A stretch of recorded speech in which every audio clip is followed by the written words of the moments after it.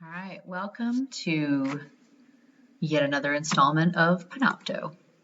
Um, Today we're going to talk a little bit about history and culture and as it pertains to death and dying. So I touched upon some of these topics in last week's Panopto. And what I'd like to do this week is possibly even just open it up for a little discussion.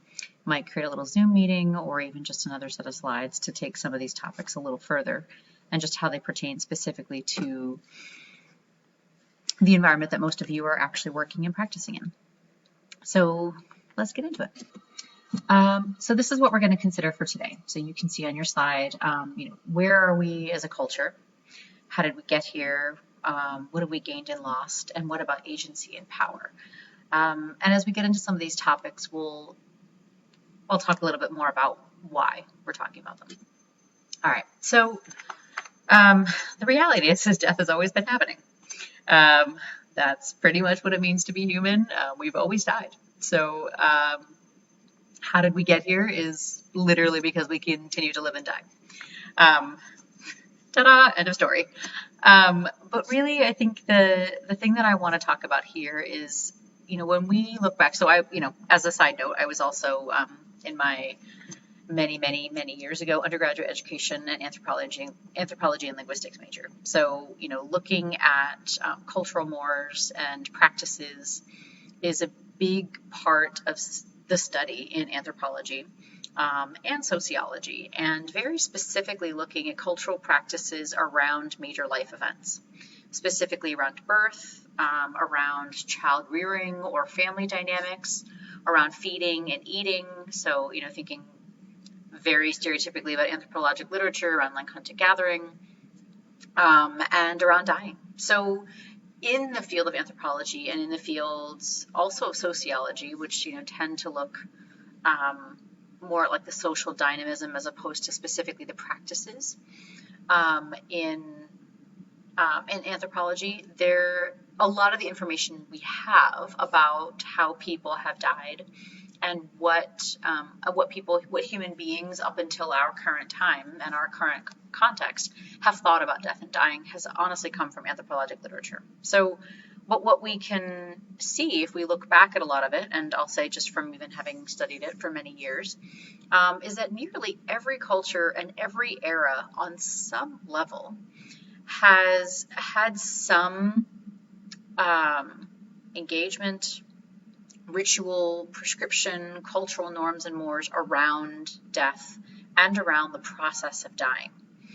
Now, again, these are somewhat stereotypical assertions that we're going to make, that when we think way back into human history, that the way that we died was not from chronic health concerns. And as far as we know, that's likely true given the life expectancy. Honestly, that was, roughly in the 30s, if that long, even up until about 10,000 years ago.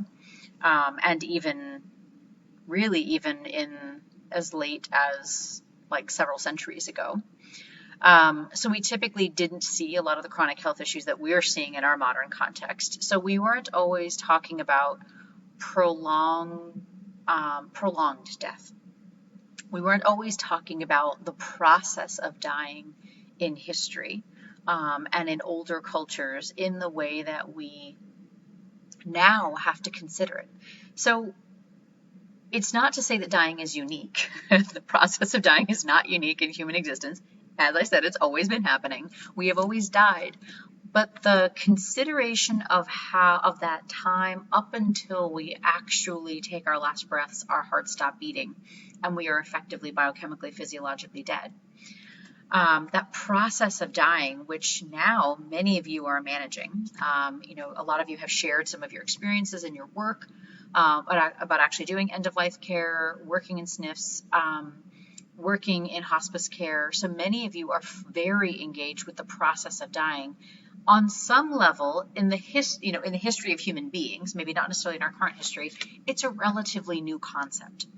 And there aren't as many cultural norms, as many religious prescriptions, and other practices around dying in the same way that there are around death.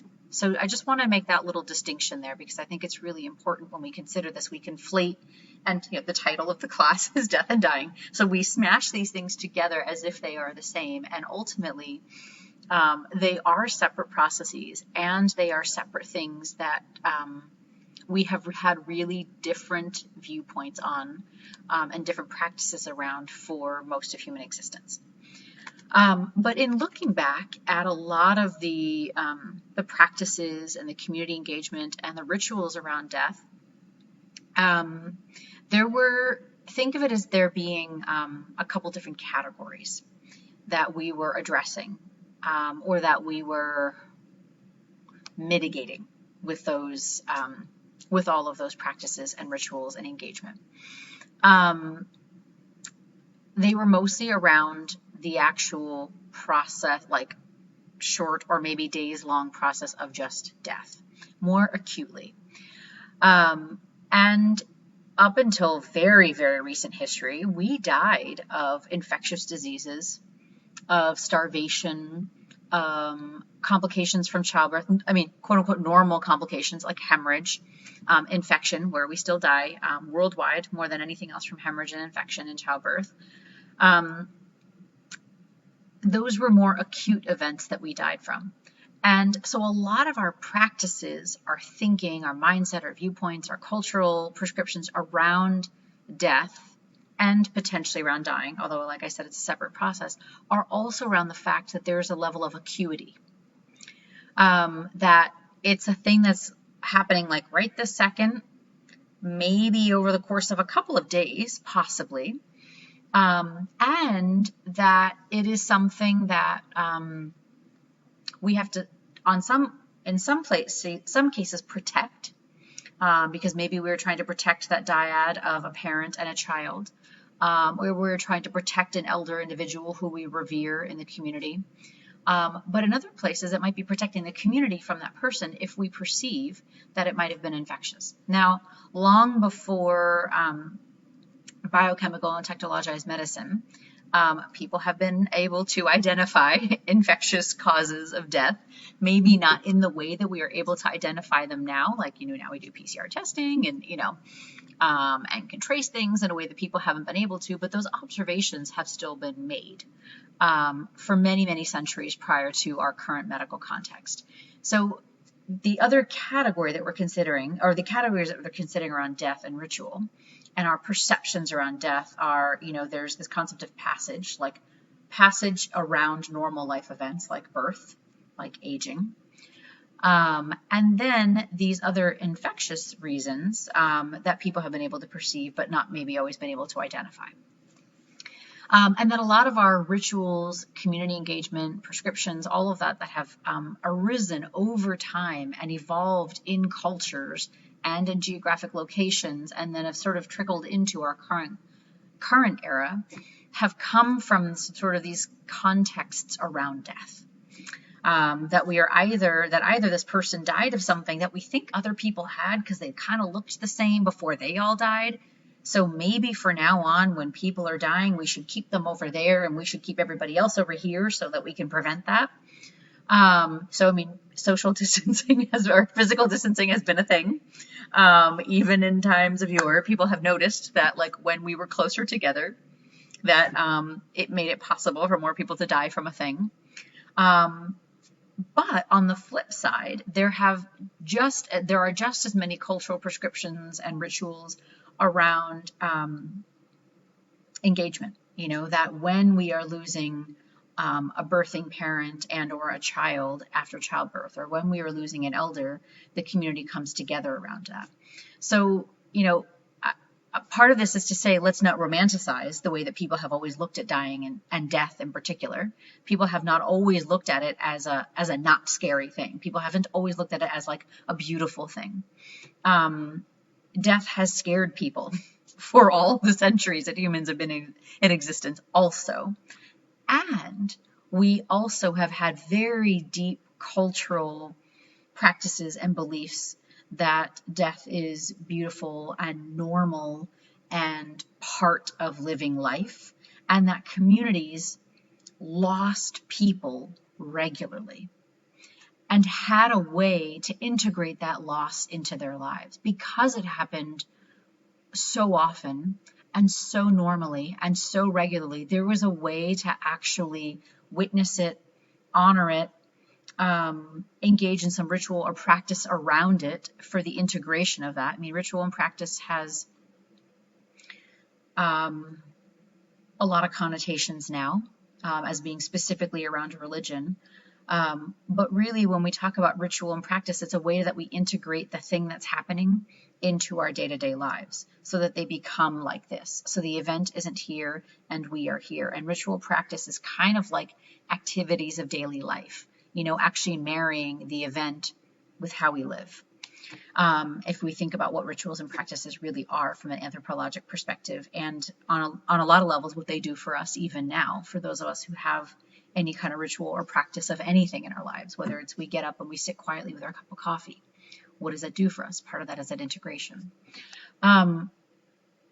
So all of this is to provide a little bit of context of, this is where we are coming from as we move into our modern era of death. That there has always been some sense of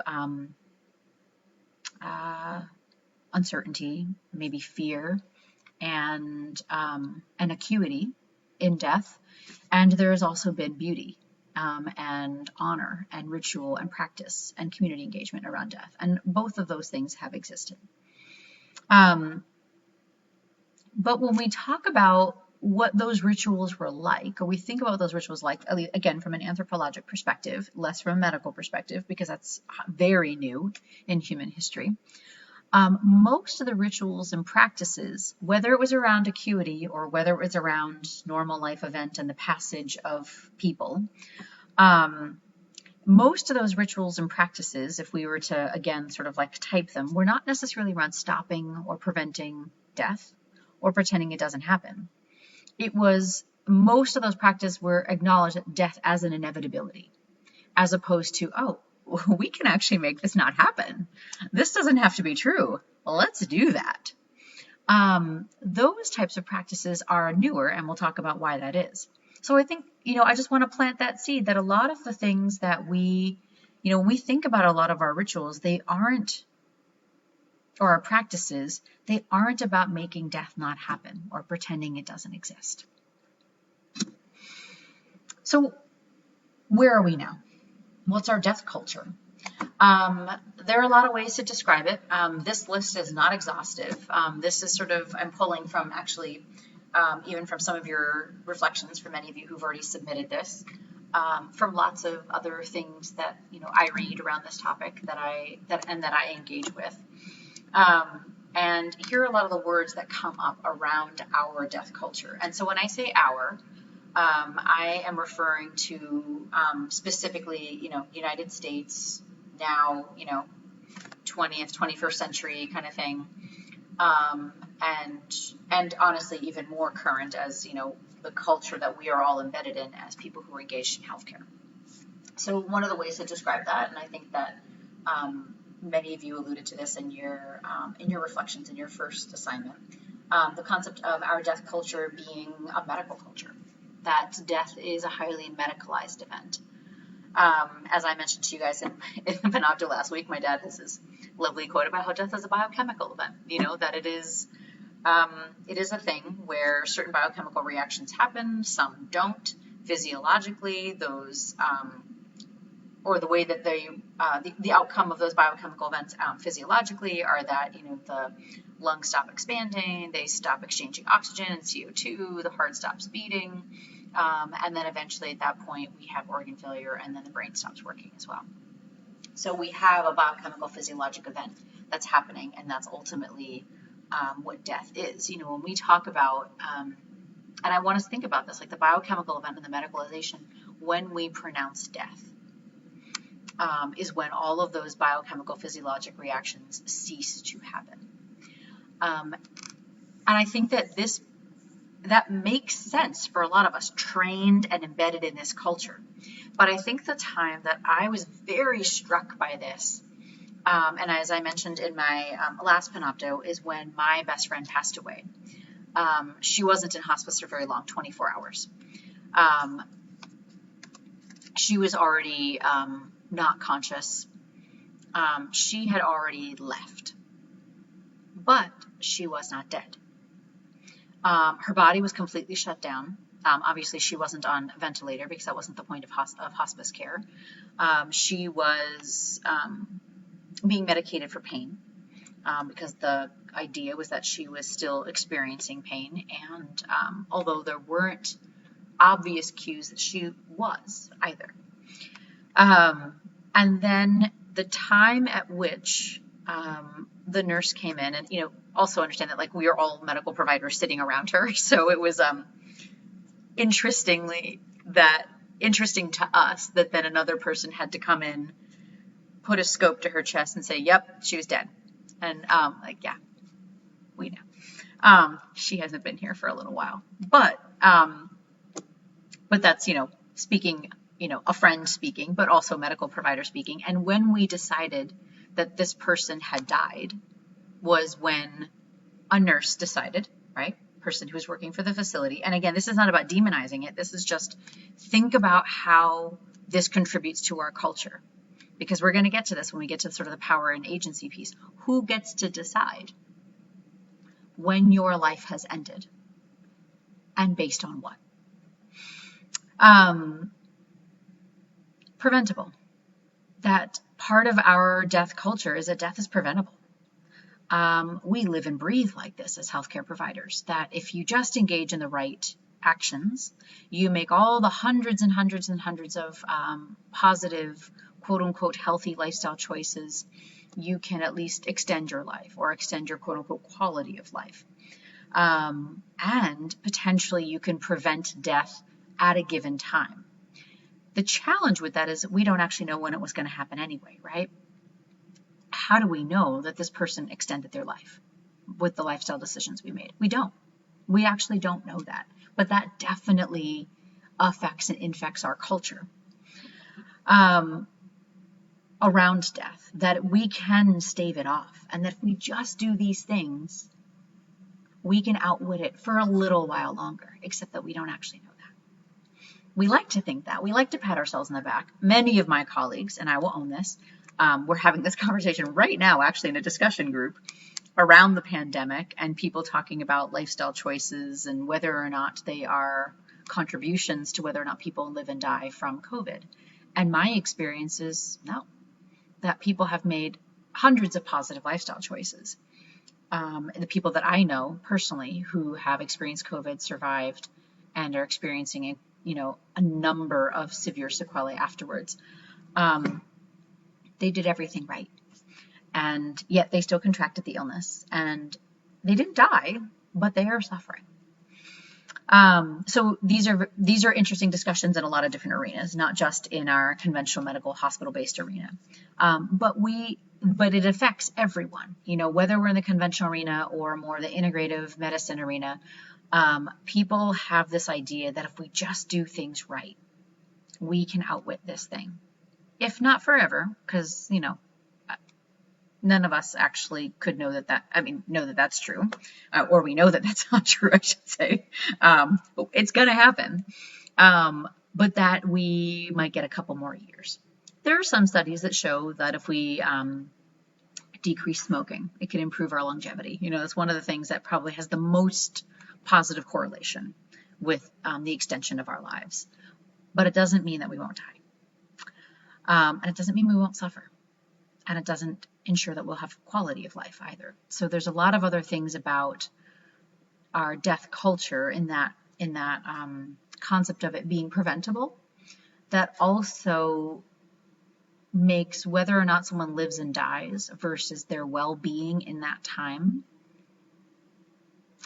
gives it more primacy. That you didn't die, but you lived for 10 years longer suffering.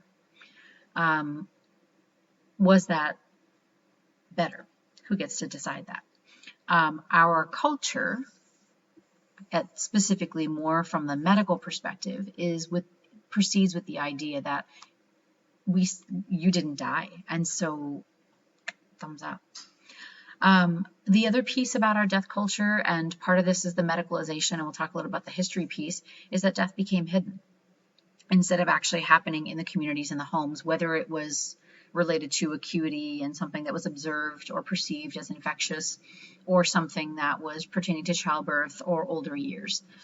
Those things happened in the home. So my parents are both from India, grew up there their entire lives. I was born there. My father, and some of you have heard my stories about my father, grew up incredibly impoverished and malnourished in a small village in India. So thinking about, what impoverishment or what poverty and malnourishment looks like in our country, and multiply that times 100 in terms of where he was, in the 40s and 50s in his village. People died all the time. He had 2 siblings that died of what are now vaccine preventable illnesses, but at the time they did not have access to them. And his mother died from terminating a pregnancy because they were actually too poor to feed the children they did have. The living children they did have were already starving. She was already starving, and she opted to terminate that pregnancy. I don't know enough details to know if that was in agreement with my dad's father, my grandfather, or if that was her own choice. Also, lots of people don't like to talk about this story because there's so much shame around it. So getting details from my family is tough. But she terminated that pregnancy and then died from it. She bled out and became infected and died. And she died in the home. So their home was a room, probably about the size of the room I'm sitting in right now, with about 12 people in it. And there was a corner where she gave birth to my father and all his siblings, and where she died. That's oftentimes how death happened. And then even in those situations where communities perceived or recognized that what could be causing the deaths of people in their community is something that's infectious, even if they didn't name it that way, those people still died in the community. And now that doesn't really happen for us, even in the situation so again, with my friend who passed away in hospice, we were all there. There was 14 of us sitting around her and holding her hands and her arms, her hands on her shoulder, and we surrounded her as she died. That day, I'm sure that this happens, but that day, a number of other people also died in this hospice facility locally, and none of them had anyone with them.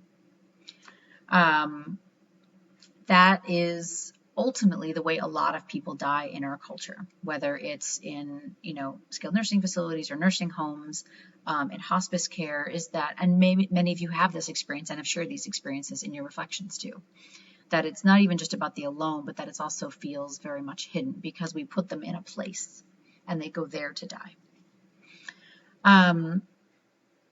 And that many people don't actually have the choice, and that there's actually a lot of states that don't give people the choice to die anywhere else but a facility. Another piece of our death culture that I want us to consider is just the whole concept of anti-aging medicine and longevity medicine. Again, a lot of my colleagues are engaged in this kind of medicine. I think it kind of goes with the concept that death is preventable or able to be outwitted in some way. And that is super pervasive in our culture, youth culture, the discrimination against older people. I mean, talk about like the okay boomer memes, all that kind of stuff. I get the tongue-in-cheek part of it, and also see that people feel really disrespected by that it's dismissing a whole very large group of our population who have lived and who have a lot of life experience. But we definitely have a youth-oriented culture. We value youth.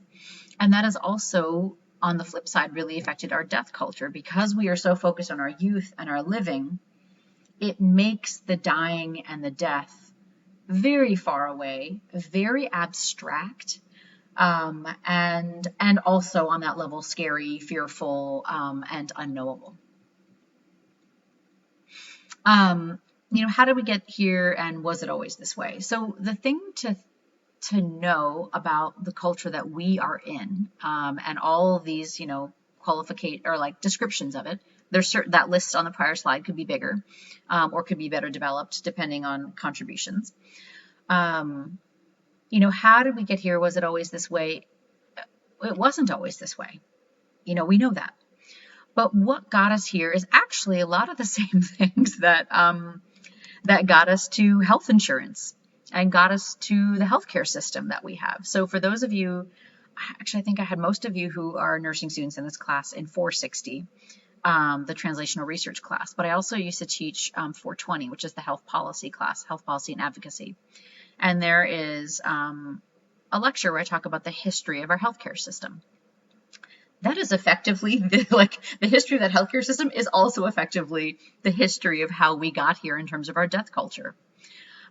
Many of the same details apply, many of the same timelines apply, and there is a great deal of overlap in terms of the medicalization of everything, death, birth, health, life in general. And what happened post-World War II is that in the United States, we experienced an exceptional amount of growth and wealth.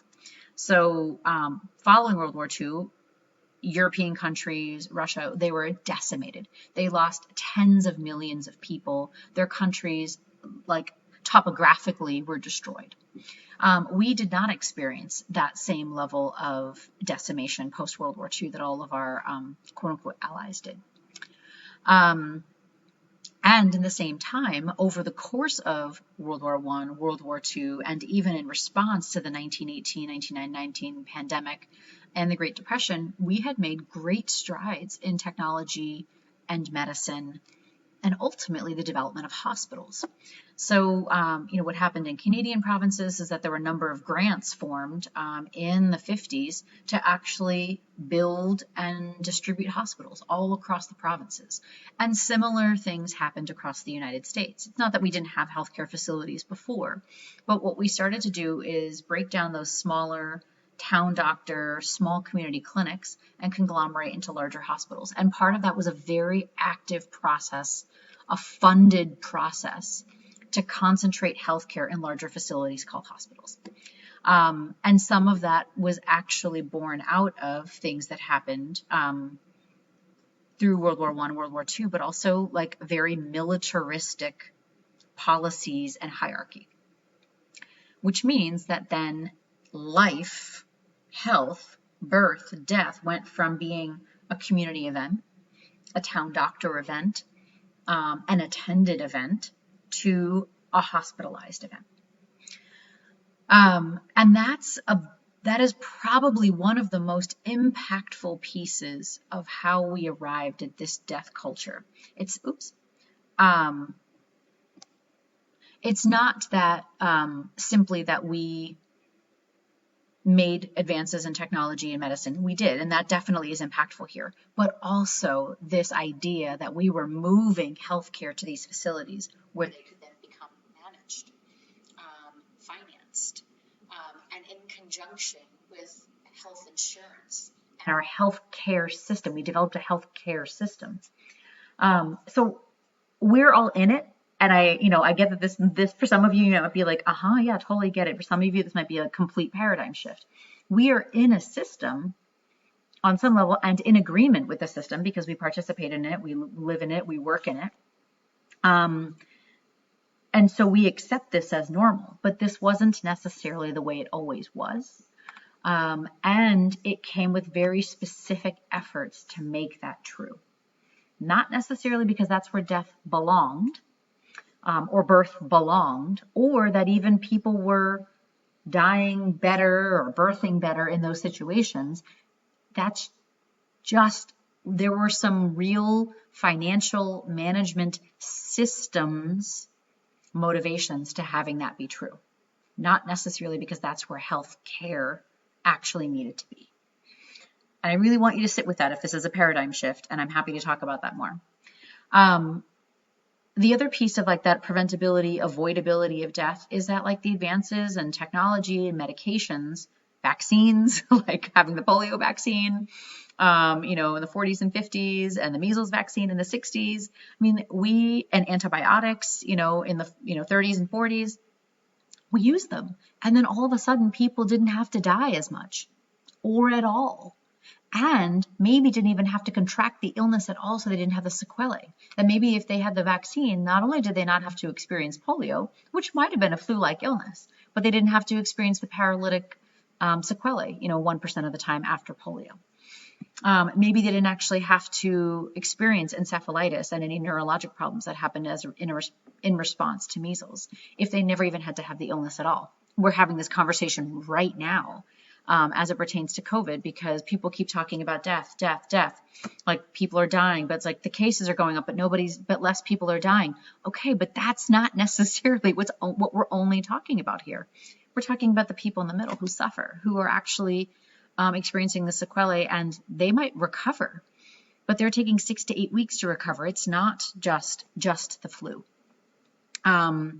And, one of the people that I'm actively talking with and managing right now, experiencing like massive amounts of hair loss and, neurologic issues and joint issues.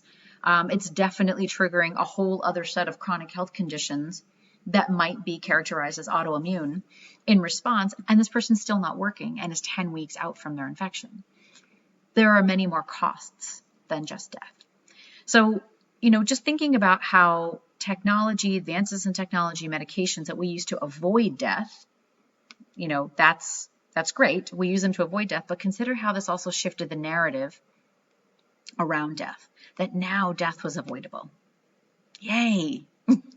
It didn't necessarily make the living better, right? As I'm giving you that example from COVID, like it didn't necessarily make the living better. It didn't make the people who survive and don't die better. It just meant that they didn't die. And think about how much of that infects our current death culture and our narrative around death and the way that we approach this in medicine and in health and in life. Well, I'm not dead. I mean, we have a saying, which doesn't kill you makes you stronger. So now we see death as preventable and potentially a risk as opposed to a normal event. Oh, but you could die. Let's do something about it. Let's fix that. Let's make that not happen. I'm not saying that's a bad thing, but just thinking about how that becomes the more pervasive piece of our culture and our approach to death and dying is avoid death. Done. Except that we know that that's not done. That's why we're in this. That's why I'm teaching this class, and that's why you're in it. Well, other than you need elective credit. And just seeing that rather than death being an inevitability, that it then became a thing that we could do something about because we had technology. So what do we gain and lose from this? I mean, I think that this conversation right here, like what have we gained and lost, could be a whole other lecture. And we're already well into this one. The obvious gains are longevity. We went from having a life expectancy of like 35 years, not very long ago, only several centuries ago, to now an average of 78.2 years. And in many countries around the world, well over 80 years old as an average. That's very significant. You're talking about doubling the lifespan of human beings that have existed for tens of thousands of years in just a couple hundred years. And really, even just this century, increasing the lifespan by 50% just in one century because of medicalization. That's very impactful. We can see that as a gain. Now, whether or not we see simply longevity itself without quality of life as a positive is a whole other, topic for discussion, and we will talk about that. But longevity itself, that's pretty miraculous what we have done with just simply utilizing technology, developing and utilizing the technology, and on some level utilizing it in this systematic hospitalized version where then we can track it and see what the outcomes are. There's obviously also sequelae to the way that we deliver care in that systemic way. Potentially, we also had people suffering less. Again, we're going to have a quality of life discussion at some point. But if people didn't have to have polio and didn't have to become paralyzed, people didn't have to have measles and develop encephalitis, yay, right? That's a pretty just use of technology in medicine. Not only did they not have to die, but they also didn't have to suffer.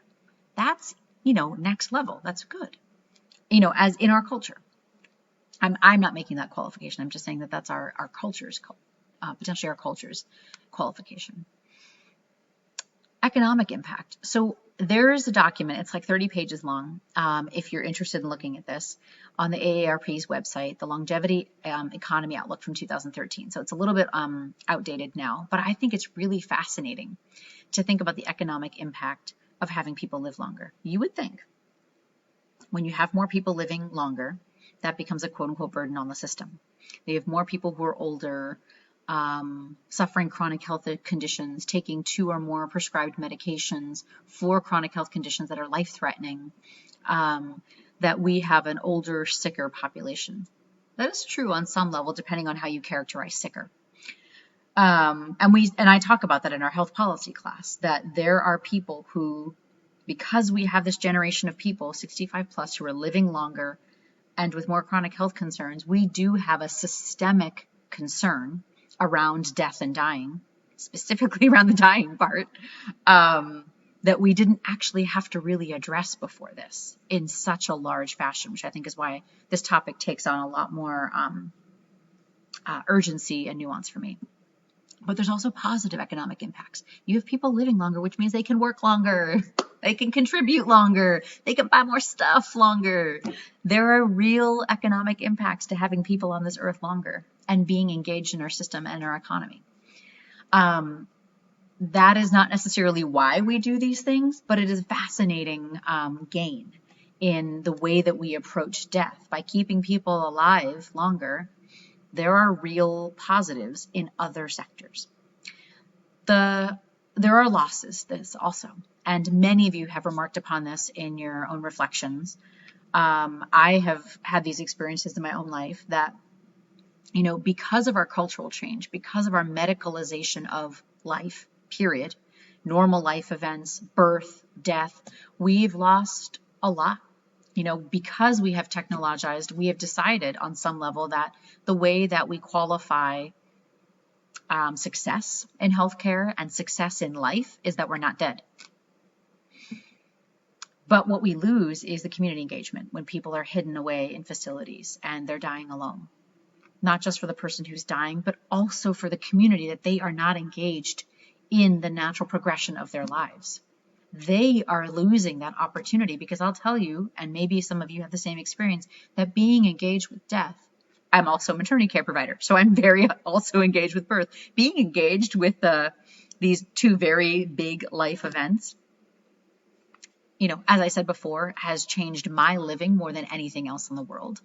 But also is very instructive about what choices are meaningful to me about my quality of life and how I want to live, but also how I engage with the people around me, and how I see them as all living and dying people in a very different way.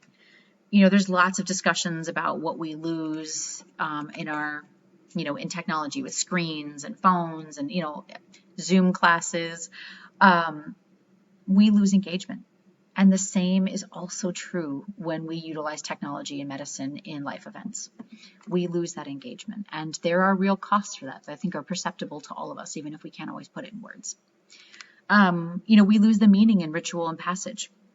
When my grandfather passed away, 98, so quite a while ago, I went to India for several weeks to be with him and my family. I mean, not to be with him, he had already passed, but to be with our family, because the community engagement is a really big piece of this.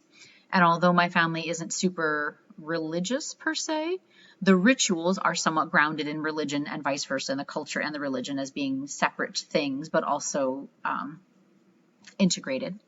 And there's a 13-day death ceremony, where over the course of 13 days, there are different rituals to do, different prayers, but also what I thought was super fascinating in this process is it actually delineates who the orbits are. So for those of you who've experienced death, there's the people who die and the people that are closest to them, who have the closest proximity, either because of relationship or because that was what was decided about, in terms of the dying person's wishes, or just simply because that's how it happened. And then there are orbits. So the people who are further out don't necessarily get to come to the immediate orbit and say, hey, I heard this happened. God, I'm so sorry. It's like you leave these people in the middle protected. They are the people closest to the situation. The people in the further out orbit come to the orbit in front of them like, hey, I heard this person passed away. Can you relay, my condolences to the family? If there's anything I can do, let me know. Then this person relays that signal up closer to the center. That actually was part of this ritual, that each day there were groups of people who were allowed to be close to the family. The people who were closer to us, aunties, uncles, cousins, they were allowed to come in those first 3 days. And then friends, and then neighbors, and then coworkers and colleagues. So people who were further out in terms of their relationship or their status were invited further out. And then finally on the last day, there was a big feast and a big farewell and honestly a celebration of this person's life. And then everyone got to be part of that. Lots of cultures have things like that. And it was a beautiful and interesting process from that perspective, but we absolutely lose that, right? In technology and medicine. I mean, how often does that actually get a place? Like, will we keep someone admitted in the hospital for everybody to just come in over 13 days? Will we allow that person to then go home and be laid to rest on the floor of their home and allow people to come observe for 13 days? Most states have laws against that. We lose really obvious things, that connection to our history, our culture, and what the rituals even mean. The concept of awake, what did it even mean? It was the way that people came and interacted and engaged with the community, the family, and the loss. We lose that normalization also, that, like several slides ago, it's going to happen. And normalization, not just for us as adults, but also for our children. It's not, I'll say I don't necessarily have to have the conversations with my son about dying because he was intimately exposed to and integrated into that process of my best friend dying. She also had a young son who was just a little bit older than my son. And all the kids were integrated in that, and they understand what that means for somebody to be dying and what it means for someone to die. And that concept of engagement and ritual and reverence, as well as also the physiologic and biochemical process. So it's not even a thing that we have to explain or have a conversation of, or, like, how do I talk to my kids about death? It's done. It just happens. It's almost like, how do I have to tell my kids about the fact that they're living? It's just happening. They're breathing. We don't, and so it's kind of this flip side of the same thing. And then the last piece is agency and power. What are some of the very obvious losses is this, and we'll talk a little bit about this on this slide. So I'm really, really, really invested in the concept of shared decision making. And I talked about it in the last Panopto, and I'm bringing it up here in a little bit more detail. This is what the definition of shared decision making is on one particular website that I utilize just for a lot of health decisions and patient decision aids around decision making. So if you're interested, that reference is there. But the idea is that with shared decision making, and I want to point this out here, is that people have an opportunity to express personal values and opinions about their conditions and treatment options. And those values and opinions are actually used as guidance. And I really want you to think about how often in the care that you are trained to offer, that you are permitted to offer, that patients' values and opinions are as much part of the decision-making process as the data, as the strip, as the labs, as the imaging. Do they sit side by side and hold equal agency and power in that decision-making process? And I really want you to consider that, because in death and dying, this is true in all healthcare decision-making, but in death and dying, this is a place where people's values and opinions very often are far subservient to the biochemical, physiologic realities. Because we have so bought into in our culture the idea that medical professionals, medical establishments, and medical information will tell us when we are going to die. And on some level, how we are going to do that, how long we're going to do that, and in what way and how much we'll suffer. We let people tell us, and very rarely do people's personal opinions and values get to be part of that decision making. And there are also major legal ramifications for that too, in a lot of places where people can't actually just sign themselves out, or they are AMA, and then none of their medical treatment at all will be covered. Or in some places, it is illegal to actually die in your own home because you can't have human remains on private property. And so those people could actually be ticketed or arrested. It's not necessarily true in our state, but it is true in many states around the country. So just thinking about the fact that, like, the seat of death, the seat of life and health right now also, but the seat of death and dying is in medical establishments, not in people's bodies, not in their lives, not in their values and their opinions, not in their homes or their communities, is in medical establishments. The power is in the hands of the medical providers and their information and their medicalized and medical data. And the language, mores, rituals, practices, and culture around death and dying is of medicine, is the culture of medicine. So right there, we have set people up to not at all be engaged in shared decision-making, really, about death and dying. And there's an inherent loss of power, an inherent loss of agency in one of the most vulnerable and normal life events ever. And we all participate in that. In that, we hold the medical culture as supreme, and we have decided that this is where it belongs, is in medicine. That creates a very obvious inequity in life, in dying, and in death, and especially for people who are already marginalized in our populations. So even just simply being outside of the medical culture makes people marginalized. Medicine is a culture. Medical establishments are a culture all of their own, and you know this even from nursing culture. So people who are outside of that are already marginalized just by simply being on the margins of medical culture. And then people who are on the margins of the culture that sits outside medicine, they're way the heck out there. Pardon me. Not so much left. So they are going to be very disproportionately affected. And we'll talk a little bit more about this when I talk more to you guys about maternal mortality and morbidity and decision making around that. But we know that people, and because of the knowledge we have around implicit bias in healthcare, we know that people who are disproportionately affected by things in living and living in the world are absolutely also disproportionately affected by dying and by death. And that we sell them short often in agency and power and their ability to express personal values and opinions in the process of their dying and in the way that they die. And this is true for all people to some extent, and it is doubly, quadruply true for people who are already experiencing inequities in our living.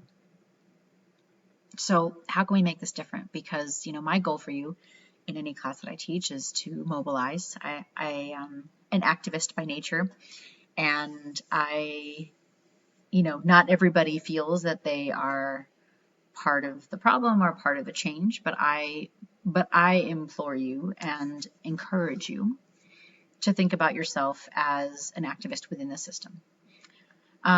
So what cultural changes would actually need to take place in order for us to have more agency and power in dying, for shared decision making to actually happen? What things will we actually have to break down in order for people to not even necessarily regain agency and power, but have any semblance of agency and power in our system? Who do we change first and how? Who needs to actually take the first steps? I would say that to us as healthcare providers or healthcare interested people, it has to be us. We have to be the people who acknowledge that this is what's true. That this is actually how we are robbing people of their agency and power, along with the fact that their lives are diminishing. So we have to change our approach first. And then how do we do that? We have to potentially engage in actual shared decision making, not like, here's your labs, here's your imaging, here are the treatments, and here are the side effects of the treatments. We have to find out, how do you feel about your living? How do you feel about your dying, and how do you feel about your death? And when do you want to get there? What's your picture in mind? Because that'll help us decide what of this stuff we even want to utilize. If you're kind of like, I'm good, then this is all 6 of one, half dozen the other.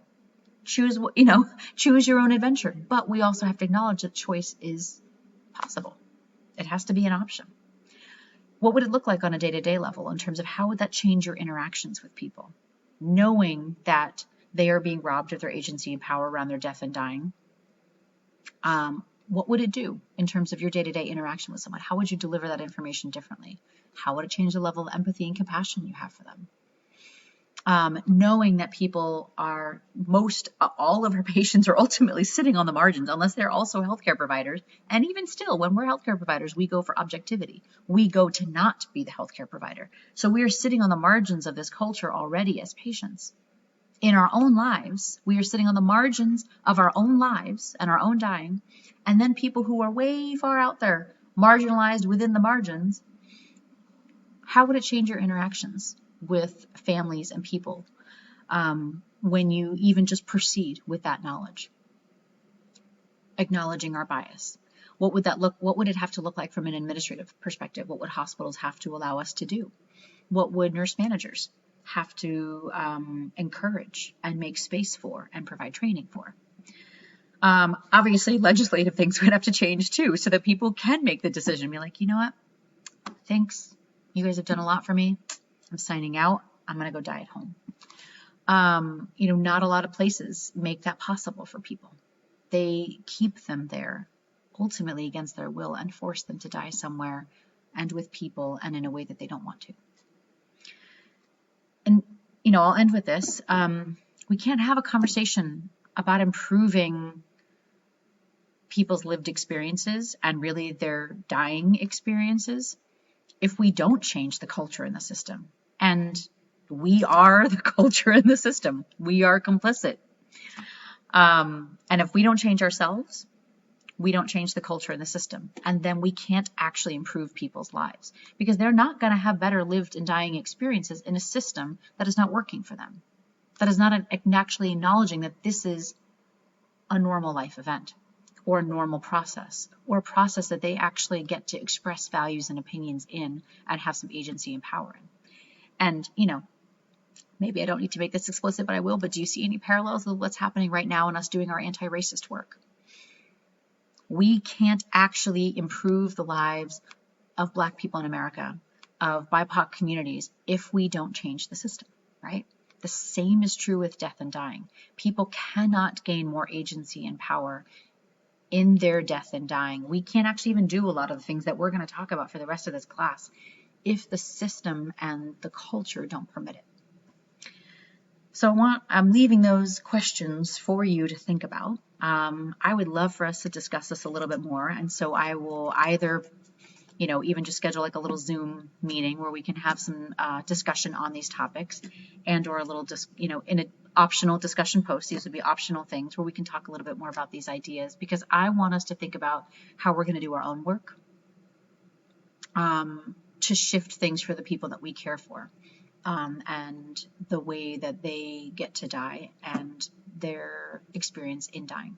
So I am, I'll exit this. I'm open to have this discussion in a lot of different ways. This is not the end of the discussion, but the idea that this is creating the foundation for all the stuff that we're going to do next.